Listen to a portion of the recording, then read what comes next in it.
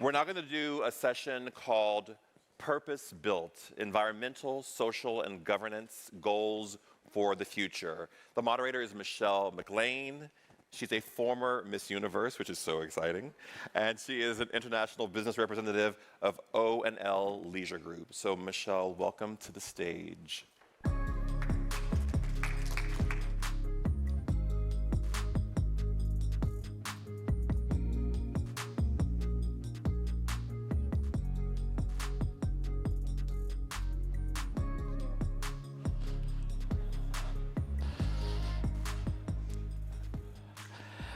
Well, hi there, everyone. Thanks for that introduction, Patrick. Wonderful to be here. This is my first conference. And a very, very warm welcome to Marina Elsener. She is the Director of Sustainable Development, Diversity and Inclusion for the Accor Hotel Group. I'm supposing you're wondering why a former Miss Universe is sitting here. Well, I don't just deal in beauty pageants. I've been an ambassador for my country, Namibia, for over 30 years, since independence. We were independent in 1990, and I won Miss Universe in 1992. So my passion and my love has been promoting Namibia for investment and tourism, and more specifically, for conservation and sustainability. I don't know if you know much about Namibia, or even if you know where it is. It's the southern part of Africa, surrounded by South Africa to the south, Botswana, Zimbabwe, Zambia, and Angola to the north. I represent internationally the Ohlthaver and List group of properties. We have 4 beautiful properties throughout Namibia. And in our constitution, in the Namibian constitution, I'm very proud to say we have conservation and ecotourism entrenched. So we're one of maybe 4 or 5 countries in the world that has it in our constitution. I'm also a representative for the Namibian Investment Promotions Development Board in the government's office, in the president's office in Namibia. And so I wear many different hats. I promote, our new project is green hydrogen in Namibia. We are desiring to become one of the green hydrogen hubs in the world. The company I represent, Ohlthaver and List, we also are doing a pilot project for green hydrogen. Why is that important for ESG and the topic we're talking about today? It's really about the environment and social impact and governance. And so Namibia has made great strides. So I'm very proud to have the opportunity to discuss this topic with you. And please tell us a little bit more about you, Marina. Absolutely, thank you so much. So my name is Marina Elsener. I am the Director of Sustainable Development, Diversity and Inclusion for Accor's North and Central America region. So I look after both our sustainability as well as DEI, and I think as we get into the conversation today, we'll talk more about how those two are really connected. And so my background is in hotel operations. I've always had a personal passion for sustainability, and so that's what led me to tie my passion for the industry and sustainability together, and I'm currently pursuing a master's degree in sustainability as well. Gosh, where do you get the time for all of that? Quite a mouthful. Well, we've got a very cozy little setup here. Many of the other panels today that I've certainly witnessed, have been quite informative in a general sense. Let's talk about ESG. And last conference, I wasn't here, but the topic was, what is ESG? Now we're talking about what can we do with ESG, right? What are the motivations? And certainly from your core hotel group, what are your motivations going forward using, this topic and the fact that we have so many challenges around that as well, post-COVID? So given our industry operates at the crossroads of multiple sectors, we are unique in that we face a host of far-reaching environmental, social, and societal challenges. And over the last 25 years, Accor has adopted numerous solutions to address those challenges. And right now, with Accor's sustainability strategy, it's really grounded in science and based upon, or mapped out around the IPCC report. And it's centered around people and nature. And so this is really more than just a sustainability strategy. Accor is currently working on a transformational journey to really embed sustainability into everything that we do and to make sure that it's fully integrated into our business strategy. And so with that, our ambition is to move towards a model where we contribute more than we take, giving back to our local communities and to the environment. And so really shifting our business model so that we are compatible with the planet's limits while providing long-term value to our stakeholders. And so this is a new strategy for Accor, and so this last year has really been focused around laying the groundwork for this. And so just a couple of tangible actions that have been taken this year is, first of all, we've reviewed all of our brand standards to make sure that they're aligned with some of the most ambitious sustainability standards in our industry. And further to that, if this transformation is to be successful, it's important that we all share the same vision and understanding.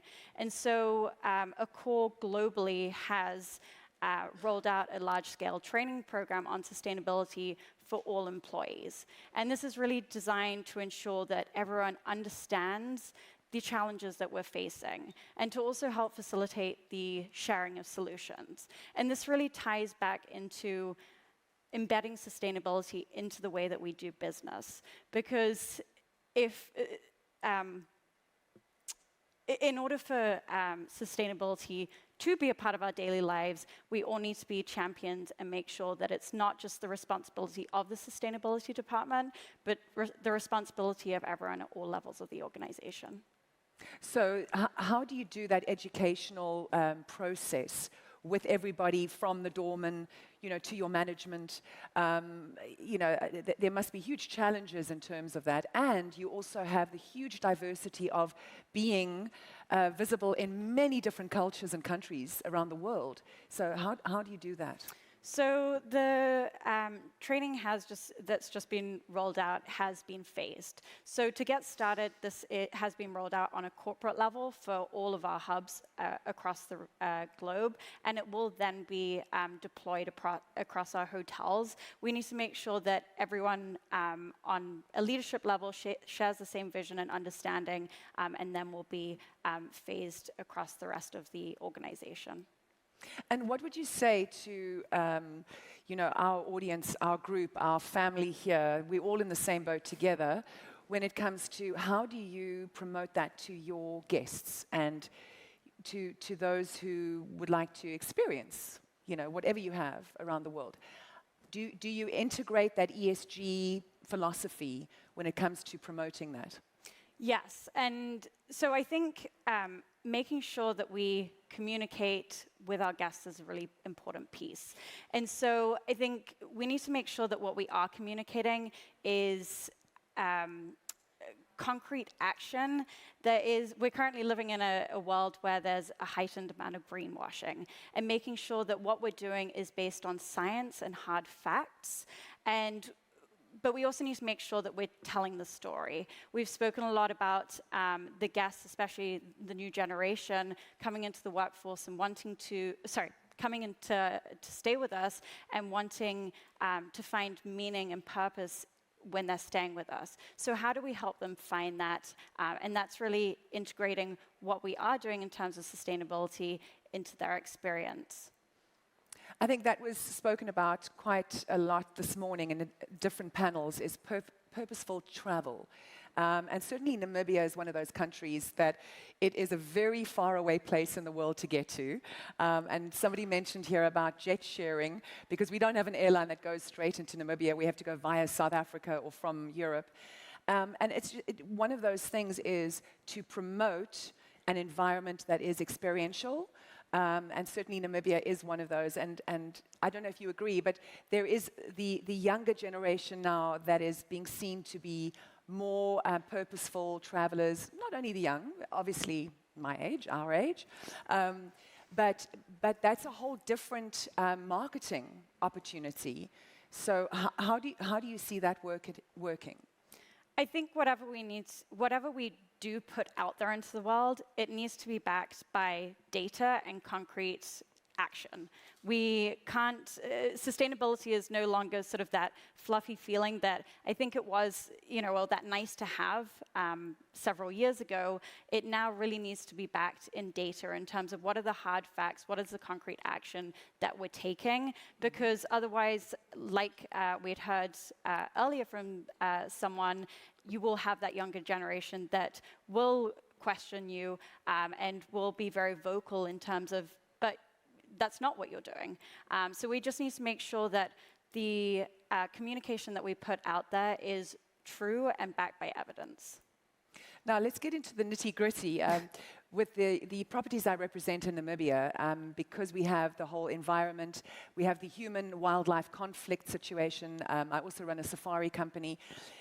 So most of our properties, we do, we grow our own vegetables and fruits. We have solar energy. We have a desalination plant in the Chobe Water Villas, one of our properties. What specific initiatives have you taken as a group in different properties? So I think a significant advancement and initiative is our carbon journey. And so in December 2019, Accor commenced the latest stage of our carbon journey with a formal commitment to set a science-based target. And so this is done through the Science-Based Target Initiative, which is an initiative that aims to drive climate action in the private sector by enabling companies to set science-based targets. And this means that over the next 8 years, taking us to 2030, Accor will be actively working to reduce its Scope 1 and 2 emissions by 46% and its Scope 3 emissions by 28%. Additionally, we have set a long-term goal to reach net zero emissions by 2050. And so you may think, well, how are you going to get there? And so Accor's roadmap is really structured around 4 pillars. First of all, unlocking a low-carbon mindset. So this, for Accor, is focused on targets, measurements, data, and training. We then have transitioning to smart green hotels, so implementing energy efficiency upgrades, electrifying our hotel systems, updating our design standards to ensure that our hotels' energy performance is improved. We then have our third pillar, which is around renewable energy procurement. And our fourth pillar is around balancing our impact today. So while we're really prioritizing eliminating and reducing our emissions, we know that a lot of our clients are accelerating their efforts and looking to us to try and help them with that. And so an example of a tool that we did deploy in late 2020 was our net zero carbon calculator. So this allows those that are hosting meetings and events at our properties to evaluate their footprint of their event, to see different ways that they can adjust that footprint. It may be through the food that's selected or various other elements of the event. And then it also allows them to also invest in carbon removal projects through purchasing carbon credits. So that's very interesting. So would any of your clients have access to like carbon certificates or anything like that? So they would be able to calculate the footprint of their event and then purchase carbon credits in order to offset their emissions. And so I think, just speaking back to how this ties into Accor's broader strategy, in late last year, Accor actually issues its first sustainability-linked bond. And so that now also ties our financial strategy to our sustainability strategy, which really just reinforces how important this commitment is to the group. Now, we speak a lot about the environmental aspect of it and the environmental situations that we need to consider, but the social aspect is so important. And on many of the panels here today, we heard about how people want to travel, they want to have purposeful experiences, and in engage with the communities, which certainly is one of those wonderful things in Namibia. We have 13 different ethnic groups and 11 different languages and the culture and the music. And so bringing that social aspect into it, you have got so many initiatives from Accor's side. Tell us a little bit more about those initiatives. Yeah, absolutely. So I think when we look at sustainability and DEI, there's a lot of initiatives out there, right? So when we look at the social piece, it's focusing on human rights, focusing on diversity, equity, and inclusion. We've got human trafficking initiatives, solidarity initiatives. And so just to sort of focus on one area, looking at our diversity, equity, and inclusion initiatives to sort of help provide some insight into that. Our approach to DEI is really focused around 4 areas of focus. So LGBTQIA+ inclusion, gender diversity, ability and accessibility, and race and cultural diversity. And so in the North and Central America region, in late 2019, we partnered with Korn Ferry, a globally renowned consulting company, and embarked on a series of listening forums with our artists, our employees. And so this was intentionally done with a diverse group of individuals from across the organization, from both our hotels and our hubs, and building on from the insights that we learned from those series, we have developed and started executing a 5-point action plan. And so at a high level, these are really focused on recruitment, retention and development, education, celebration and recognition, and community, looking at both our guests and our partners.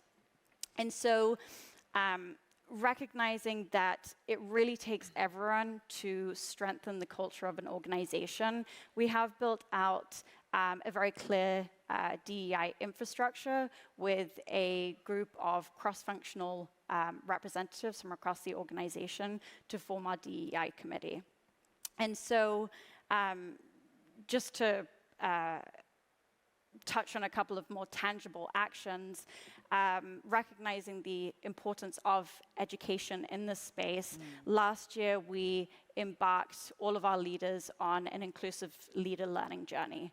And this was really designed to ensure that Accor and our hotels are places where employees feel valued, feel supported, and feel respected, not just for them as individuals, but for their unique contributions as well.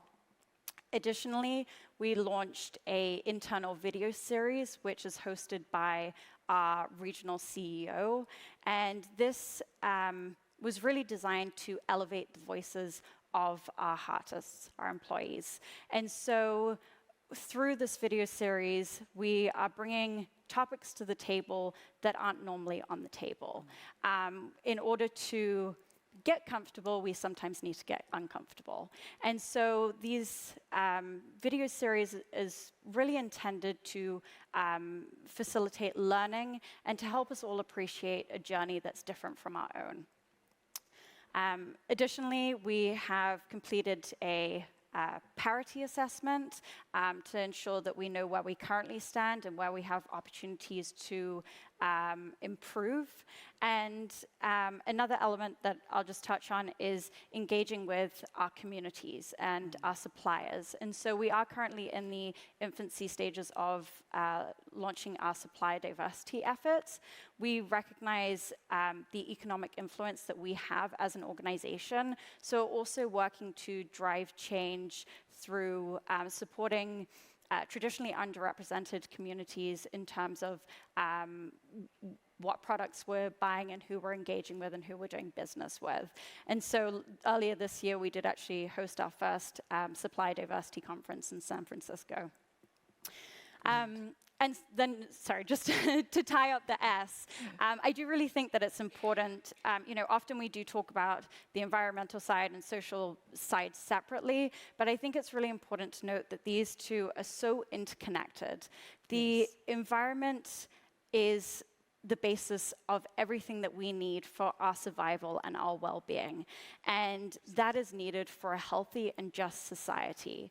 And there is a lot of research that shows that marginalized communities are disproportionately impacted by the impacts of climate change and environmental hazards. And I think we really need to all make sure that we consider that when we move forward with achieving our ESG goals, to make sure that no one is left behind. Well, that's impressive work that you're doing with the communities. And so we all know that, and certainly Namibia was one of the hardest hit countries tourism-wise in the world. We have 60% of our, tourism is our GDP. And so with no benefits to the communities, the public, the tourism industry, the government didn't give any, give back any infrastructure help at all. We have really been floundering. But now, since COVID is obviously, it's alleviated, we find this whole big push, this whole big rush to set everything up again. Do you feel that there's pressure on you for that, after post-COVID? Yeah, so I think pre-COVID, there was suddenly momentum gaining around the importance of sustainability. But I think what COVID did was it just sparked a heightened awareness of some of the challenges that our world is facing. A lot of those challenges and issues were aggravated. And so it's really just highlighted that we are at a pivotal time where concrete action needs to be taken to change the current trajectory that we're on. And so for our industry, we all witnessed the devastating impacts of the pandemic, and there's been many parallels drawn between the pandemic and some of the world's most pressing challenges. And so I think the pandemic really just served as a reminder of the vulnerabilities that our industry faces to external forces and the need to preserve and protect the very basis that our industry was built on. So where to from here for you and the group? What are your aspirations and goals for the way forward? So I think I sort of touched on the group's ambition in terms of moving towards a model where we contribute more than we take back and really embedding sustainability into the way that we do business. But I think my hope is really that this crisis has not gone to waste. We've probably all heard the saying, never let a crisis go to waste, but I do hope that that's true. I think it's reassuring listening today how many times sustainability has been brought up, but I think the reality is that we all know it's the right thing to do, but we need to make sure that we have concrete roadmaps and that we're taking concrete action in order to move this forward. I think the pandemic has just reinforced how interconnected our world is and has served as a reminder that no matter where any of us in the world, what I do can affect you and what you do can affect me. And so we really need to make sure that we as individuals and as an industry really lean in and embrace our responsibility to the environment and to the people living and working in our ecosystem. And I think, right now we're seeing an increasing amount of demand for sustainability from our stakeholders across the board. We've got the new generation that's coming into the workforce that want to work for organizations that share the same values as them. We have clients that are looking, and owners as well, that are looking at us to help them achieve their own sustainability goals. Yeah. And I think on the other side of things, we're also seeing an uptick in regulations. And so if the demand doesn't get us, then the regulations will. And so I think it's really important. Right now, we can leverage sustainability as a competitive advantage. And so let's be proactive. Let's do the right thing and make sure that we do move forward, looking after our industry and making sure that it is here to thrive into the future. That's wonderful. Well, thank you, Marina, Elsener, for your insights here today and for sharing with us Accor's vision for the future and sustainability. And as we all know, the ESG component to our business is so very, very important. So thanks for sharing. And if there are any other questions that anybody might have out there, willing to take them now. Otherwise, we'll wrap this up, because I'm sure the show must go on. Anybody there? Any other questions? Yes. I'll bring a microphone to you so we can all hear you. Thanks, Patrick. Yes. I was going to ask, what are your top data-backed kind of solutions that Accor is taking on? Sorry, can you? You talked about a focus on data science, data-backed, what would you call it, initiatives that Accor was doing. What are some of the top? Yeah, so I think one of the ones that I mentioned was around carbon, so focusing on energy. We then also have a lot of focus on food waste. When we look at Accor and our carbon footprint, the second biggest contributor is food and beverage. So looking at not just food waste, but looking at procurement as well, looking at where our food comes from. So we're looking at data points from that. In terms of our products, we're also looking at that. Accor is currently at the end of a very ambitious commitment that we had to eliminate all guest-related single-use plastic by the end of this year. And so looking at the impact that we have on that. And when we're selecting products, making sure that we're looking at it from a holistic perspective. So a lot of times we're looking at a life cycle analysis to look at what the true impact is rather than just the perceived impact. So I think with everything that we do, we have data points and we're able to pull from them. It's also something that is crucial for us when we're building the business case for sustainability. Thank you. You have more Thank you very questions. much. Oh, we have another question. All right. All right, so a question here is, how do you see EV chargers playing into ESG goals? Does it fit in scope 3? So when we look at EV chargers, and I think this is an important point, because when we look at the travel and tourism industry and where the bulk of our emissions come from, it comes from transportation. And so how can we engage our guests in terms of how they travel to our properties? And so facilitating that demand and the tradition in that direction. And so when it comes to EV chargers, and in terms of carbon, we're looking at so I spoke about our different emissions. So it would probably be based on the indirect emissions by electricity purchased by our hotels. Okay, does that answer the question? All right, we have run out of time, unfortunately. Marina, thank you for joining us here today. It was really exciting to be able to get to know you in the background. And thanks to Accor for buying one of our hotels in Namibia as well, in the capital city.